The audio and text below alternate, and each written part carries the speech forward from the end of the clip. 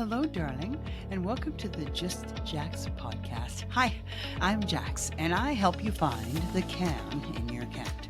When we challenge our cats, miracles happen, because when I challenge mine of I can't draw, I can't paint, and I can't color, imagine my surprise when I discovered what I can do is create a 21-foot garden mural that was recently featured not once but twice on the front page of our local newspaper. Next up, I challenge the I'm no author, no artist, and no cursive writing specialist, but what I can do is self-publish 3 books for my kick-ass cursive writing curriculum, Crack the Cursive Code.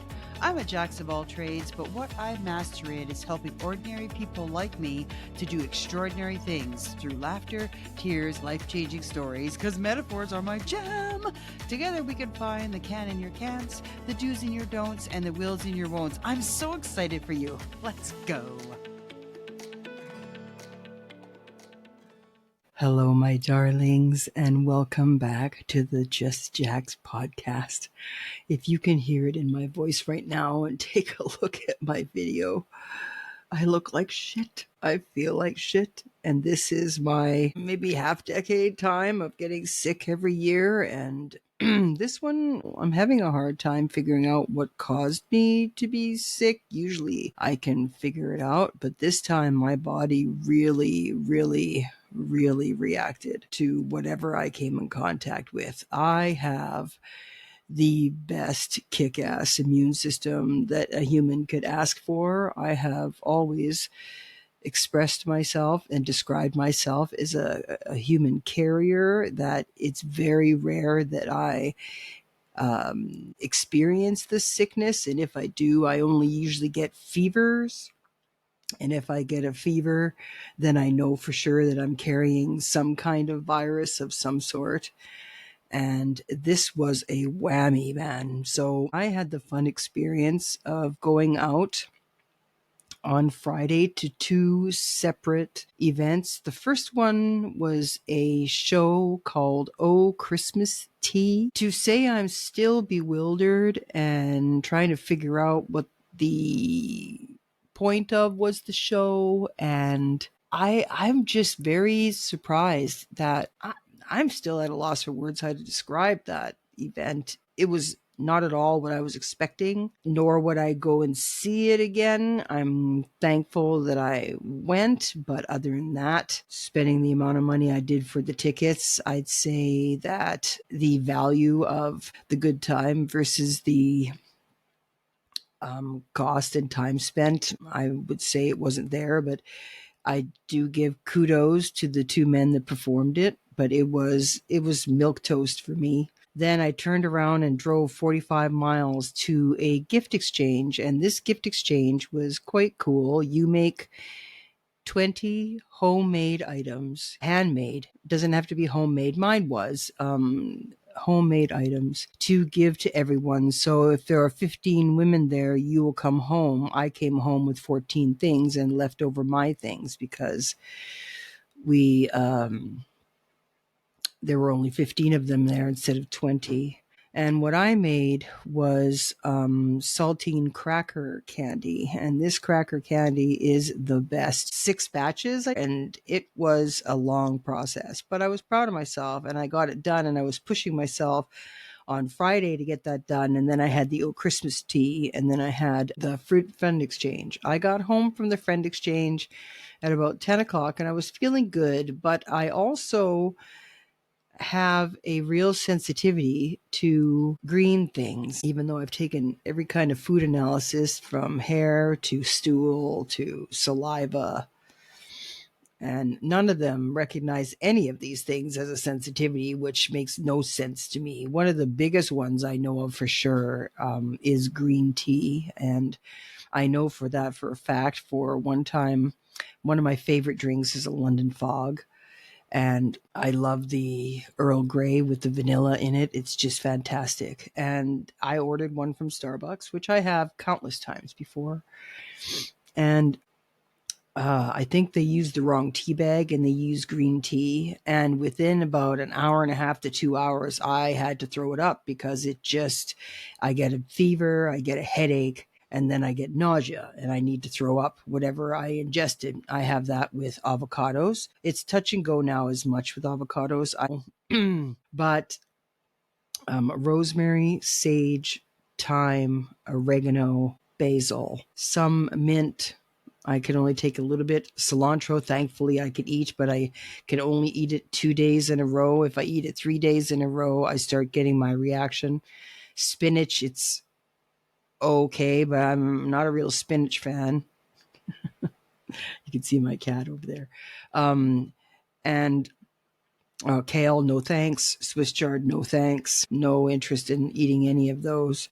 It's funny, I can eat broccoli and cucumber and green beans. Love green beans. But those, whatever the oils are and those lovely seasonings, no work for me. And I never realized it that when I was younger, that my mom used to make this homemade stuffing for Thanksgiving and for Christmas and such. And I was just, it just made my stomach flip and flop whenever I ate it. And I never realized until I left home that those spices, and as I'm getting older, they're getting worse and worse. So on Friday night, this lady that was there made this fantastic tortellini soup. It was so good. But she said she put some sausage in there, and sausage is one of the worst offenders of carrying these spices. I don't know if that's what did it, because I came home and I felt fine, slept fine. The next day, I felt like I was in a how do I explain that? I just felt like I was in mud. I couldn't go anywhere, couldn't do anything. I usually have some kind of get up and go. Well, it got up and went. And all of a sudden, I started coughing strangely. And my husband's like, well, are you getting sick? Because you very rarely cough. And I'm like, well, I hope not. But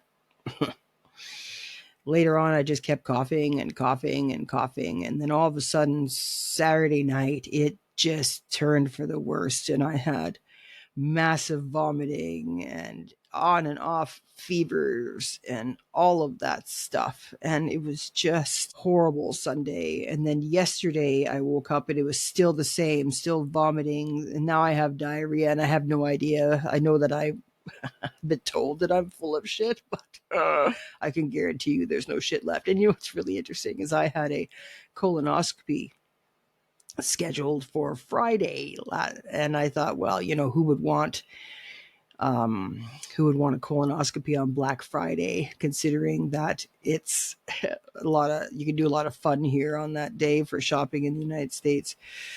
And Thanksgiving is the day before. And I thought, well, no, I can't do anything for Thanksgiving because I won't have it. And I just realized that, I could have probably did this because I don't know if I'm going to be able to eat anything. I have done nothing but drink water since Saturday afternoon. I haven't eaten anything. And now it's Tuesday morning and my hubby did what I asked him to and made one of my favorite meals. And that is baked potatoes. We get the largest potatoes that we can find and make them. And he did that for me. And I took one look at it and something about it flipped my stomach. And I just sat there and couldn't eat it. And I felt bad for him and I felt bad for me because he was being very sweet. But if it was coming in, it was going right back out again. So I thought, well, why bother? Just eat. Just drink water, and I think that would be good. I wish that you'll see on my video, this is my old boy. This is Boo, and he likes to sing, and it's hard to explain how he sings or yodels or whatever you call it, but he definitely is a character. And it's been very interesting being sick around him because he has been the most endearing soul. It's interesting where you get the most support from in the strangest places. And it's this cat because when we first got him, it's 11 years ago now. When we first got him, 10. We got him 10 years ago. In February, it'll be 10. For 10 years, he has been an absolute curmudgeon. When we first got him, he was such a lovable little shit, just on my lap all the time and giving me headbutts and I don't know. And then when we got two other cats. We had four altogether. And then we got those other two. He never was all that endearing or cuddly or anything like that. And then lately, my sickness has actually brought it where he is showing me love and care and all the things that I would have never expected from him. He actually walked up on top of me and started sniffing my face and making sure I'm okay. And he's letting me pet him, which is unusual as well. So I'm quite thankful that my sickness brought this out of my cat because I'm enjoying the love from him. But fevers and I have a very interesting history. Apparently, according to what my mom has told me, that I suffered from very bad febrile seizures when I was a child. I had them quite often, and my mother wasn't driving at this time. And it was, I was born in September. And so that entire next year, I had quite a few seizures, and it freaked my mom out. And I know exactly how it freaked her out because both of my boys got the same thing. The difference was is that I grew out of mine by the age of a year and a half, and my older one had them until he was 8, and my younger one had them until he was 10. And it was interesting because my older son, he was easy to depict if whether or not he was going to get a seizure, because if he was sick in any way, his body would make a fever and he would seizure because his temperature was too high.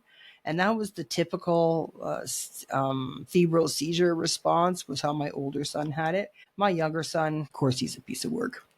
My younger son, it was how fast the ascent was. Like if he went from 98.9 to 99.9 too fast, it would open up a threshold, a window for the seizure to come through. So there was no warning for him whatsoever. It was if he was feeling something or being something or experiencing something that elevated his temperature too fast. Now, normally there was a sickness involved with it. Very, very rarely was there no sickness involved, but one time there was an experience where my ex had remarried and married this woman, and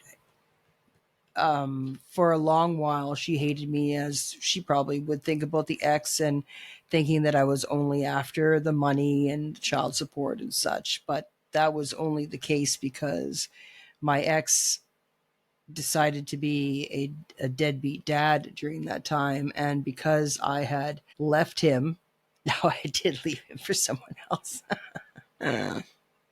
And that triggered something within him. And this gentleman made more money than he did. And it sent my ex into quite a spiral.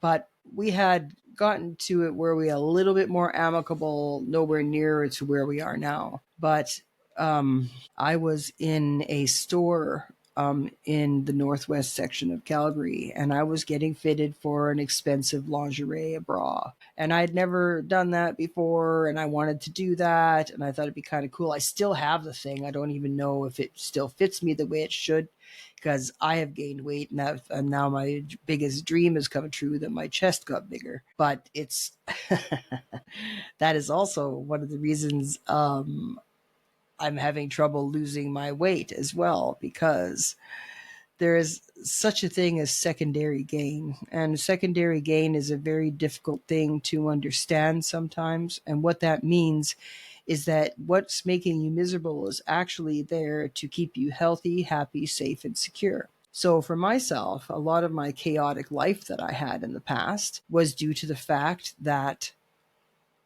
I never accepted a couple of things about myself. And when I came into contact were people who gave me the impression that they accepted me on those things, I was completely blind to whatever was right or wrong. And I just did it because my need for acceptance was so big. And it's interesting because after I got my human design reading, and that's episode 31, I talk about my human design reading, and one of the most important things that she told me is that my heart center is open, and where I get tripped up the most is when I look for validation or acceptance from others. And there were two people in my life that just hooked me in the heart when it came to acceptance. And I sacrificed myself for one and compromised myself for the other, to the point where I have a lot of shame that I've been working through because I hurt a friend of mine badly.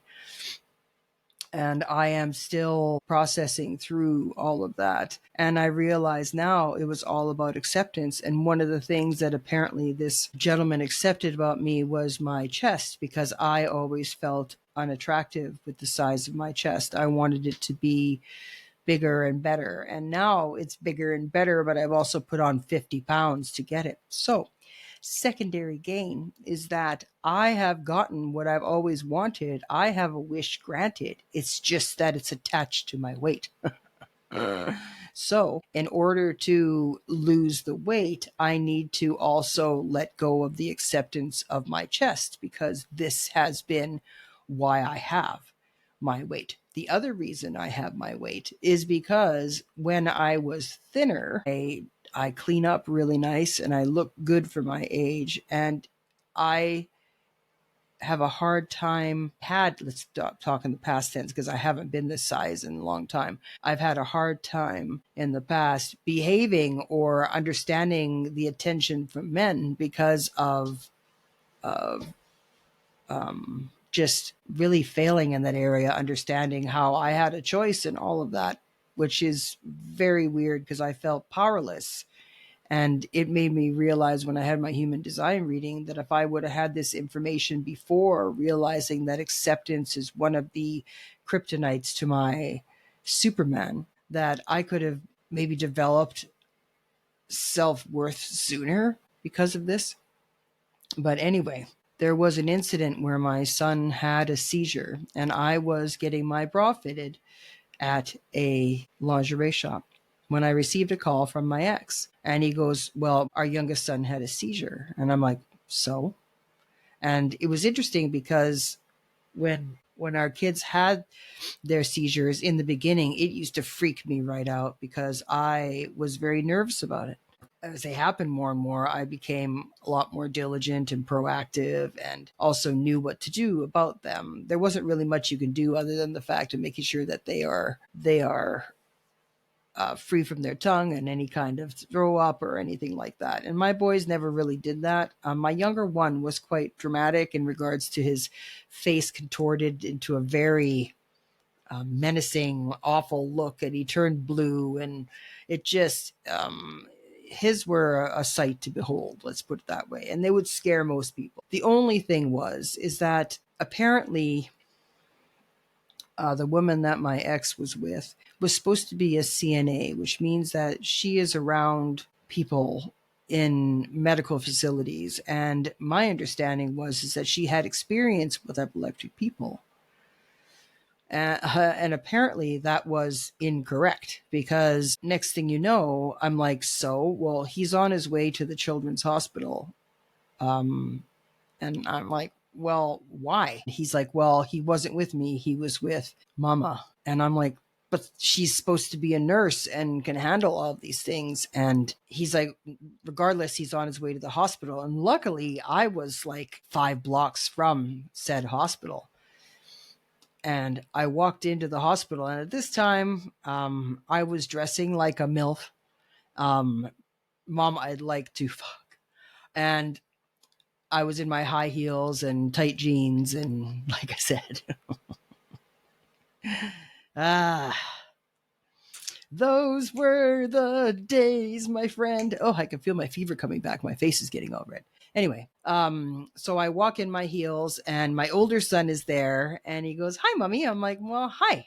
He says, my brother was shaking, and I'm like, "Yes, I'm sad to hear that, honey, but I'm just going to go check on him first. Are you going to be okay out here?" He goes, "Yes." I walk in, and mama comes flying to me across the emergency room. "I did the best I could." I'm like, what the fuck is going on here? And why are we in the children's hospital? No disrespect to my son, because like I said, his seizures can be a little scary, but to 911 ambulance ride all the way to the hospital from a town that is at least an hour outside of the major city, like that's going to be a kick-ass ambulance bill. And I said to my ex on the phone, I said, so who's paying for the ambulance bill? And he's like, well, yeah, exactly. The man that you hate. Yeah, right. Okay, that one. Yeah, good. Yeah, got it. So I walk in and he's taking care of her. And I walk into the area where my son is, and I see him strapped down, and they are in a trauma unit with my boy, and they are freaking out because they don't know what's wrong with him. I walk in and they keep trying to wake him up. And the number one rule I have learned with epileptics after a seizure is the number one thing they have to do is sleep, because it registers their brain. And if their sleep gets interrupted, I had that happen with him. His cognitive ability was really affected. And it scared me because he was unable to count. He was unable to recount his name very easily. He was unable to spell. And I went, okay, you're going to sleep some more and see if that helps register it. And it took a good few hours for him to come back to what he was before. And so I knew that he had to sleep. And so I looked at the guy and I said, stop waking him up. And that must have done something for my boy. He goes, Mom? I'm like, hi, honey. Yeah, I know you had a shaking. And so you had an ambulance ride and now you're in the hospital. And I have to work with these guys to let them know that you're okay. And he went, boom.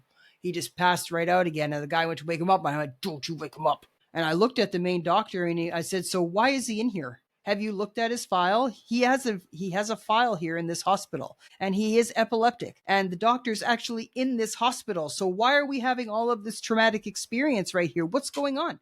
Well, we couldn't. I said, well, I know, because his seizures come from a jump in degree of temperature. Well, his ears are a little red. Yeah, exactly. So that would do it. So we need to stop all of this. He is fine. He just needs to sleep. And the guy went, don't you wake him up. And they just looked at me like, who the hell are you? And I said, well, I'm Mom, and this is ridiculous. There's no reason he should be in here. This trauma unit is for a child that needs it. Now, I understand that you are great at your jobs, but and his dad was right there. He never said a fucking thing. He was too busy taking care of his wife, who was so distraught over what happened that nobody thought of either one of them of my son.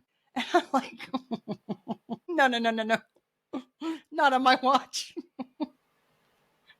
So I go out and I just look at him, and I am seething at the disrespect for my boy and this waste of resources for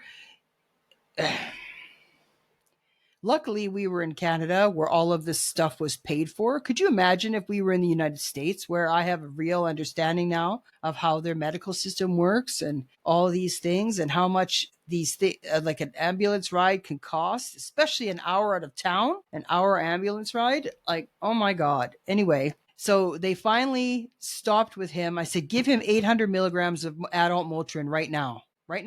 Well, that's what works. That's what he takes. He's used to it. His body processes it, but 800 is the maximum amount. And I give that to him whenever I feel that he's going to get any kind of under the weather or overworked or anything like that. If he's not feeling 100%, because I automatically preload him to prepare in case he does have something, that it modulates his temperature. And the doctor just looked at me and like, who the hell are you to tell me what to do? I'm like, I work with this all the time. You do not. So just give him the Motrin. And he looked at me. I'm like, okay. So I go out and deal with the paperwork, and they finally unhook him and do whatever they have to do. He is sound asleep, and he goes upstairs, and I have to take care of the paperwork because their dad is still dealing with his wife, because she was so distraught that she did something wrong with him, which the only thing she did was wrong is failed to take care of him when he needed it most in the hospital, because there was no need for all of that. He could have underwent so many different things there for no reason, because there was nothing wrong. It was just that he had his seizure. Now, again, no disrespect to the girl, because it would have been a scary thing. But at the same time, when does it come in that the child comes first? And for me, that has been a very different lesson. I've had different situations and different stories I've told on this podcast where I put panic in a place where I deal with it later, and I do what needs to be done at the time it needs to be done. And then I will freak out afterwards when I can do it by myself or whatever. Finally, they moved my son upstairs and he is sound asleep, sound asleep. And that's exactly what he needs to be. And I walk in upstairs where they're keeping him for observation. And a woman comes in and says, "And who are you?" And I'm like, "Mom." And she went, "Oh." And I'm like, "What do you mean by oh?" And she goes, "Well, you may not realize, but we were at high alert when your son came in. And we were here with stepmom. And as soon as you came in, we were here." And I'm like, "That's where we should have been from the very first, is here." Just then their dad walked in and I looked at him and he had a very difficult time with my anger around him. As you can imagine now why we were divorced in the first place. That was a small indication of that. The lack of support that I had from that man was unfathomable. And he walked in. I said, "Do you think you could take it from here? Because I have to go to work." Because it was his weekend to have my son, and he never took him as much as he was court ordered to. Because what happened is that I won the kids back after going through a year of the court. Him and my mother decided that I was an unfit mother, and that they were going to do everything in their power to destroy me. And it took about a year and a half to finally prove that this was all an emotional based decision, and nothing was based on fact. The only crazy thing I did was marry that man in the first place and agree to stay with him. I'm very thankful that I got my children out of the deal, but that is the only thing I got out of that relationship with him. And I got to experience a lot of things with him, though, that I myself am proud of, but I might have experienced those things with or without him, because he contributed very little to my life, really. But you learn that when someone gives you acceptance, you never question the person that's giving you the acceptance. I just took it because, oh my God, I have such a big hole in my acceptance, my heart, that I need as much as I possibly can. It's been freeing and liberating for me since then. But fevers have played a very special role for me, for I have a very difficult time. It's funny, with fevers, I have no fear of them.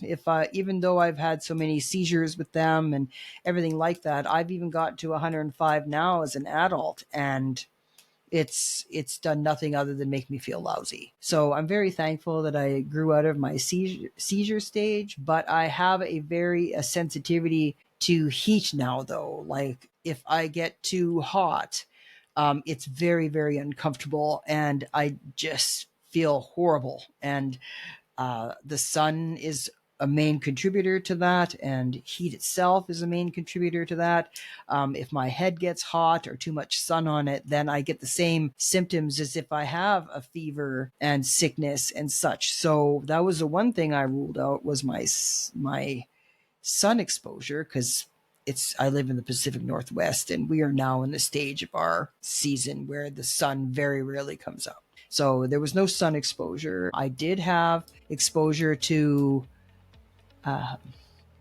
the basil and whatever was in the sausage. And I wonder if it was the overworking myself, because I did a lot of baking, nonstop baking and rushing and adrenaline to get all of the baking done, then to go to the Christmas tea program, then to go to her place. And at one time I could do all of that very easily, but I'm finding now that I'm slowing down quite a bit in regards to how much I want to get done in the day and what I allow myself to do and such. And so I am learning how to take care of myself better and to pace myself. And I outdid myself. So the combination of overworking, the basil and the sausage, and such, I have no idea if that did it, but holy smokes, man. And I am very proud of myself, because this episode is supposed to launch at 12:45 a.m. and that's when it normally launches. And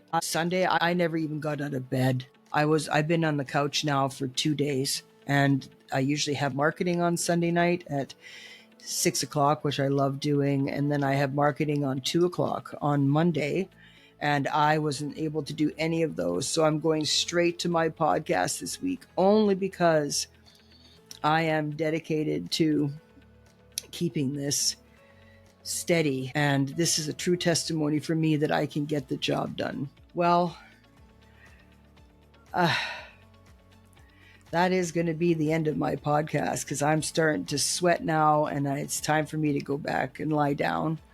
And I just want to thank you for listening to me ramble on today because I am still sicker than a dog and I am going to go now and take care of myself. You can always reach me at Facebook or Instagram or just Jack's podcast at gmail.com. If you go check out my website, crackthecursive.code.com, you can also check out my Shift, Fourth Worth, and Loser merchandise, as well as my kick-ass cursive writing curriculum. And I want to thank you for spending this time with me. I'm going to go back and lie down. Jack's out.